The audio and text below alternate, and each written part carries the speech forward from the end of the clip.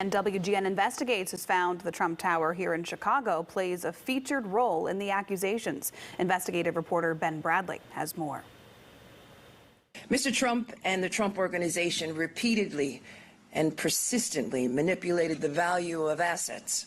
New York's Attorney General going after the heart of Donald Trump's iconic image as a real estate tycoon with a 220-page lawsuit. It claims the former president and 3 of his adult children who serve as executives in the Trump Organization lied about the value of many of their namesake properties from New York City to Florida and here in Chicago, allegedly inflating the value of assets to lenders while devaluing them to tax officials. Some see the technique as routine practice in the business world, but New York's Attorney General said Team Trump took it to staggering new levels. The complaint demonstrates that Donald Trump falsely inflated his net worth by billions of dollars to unjustly enrich himself and to cheat the system, thereby cheating all of us.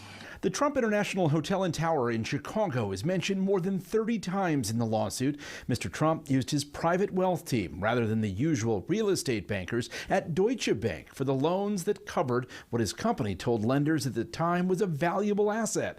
But the lawsuit says the AG's investigation revealed that the tax position taken was that the property had become worthless, according to Mr. Trump, and thus formed the basis of a substantial loss under the federal tax code. Trump opened his Chicago skyscraper as the nation's real estate market was still on its knees following the 2008 crash. He personally guaranteed the loan. The lawsuit says his daughter, Ivanka, was involved in the process.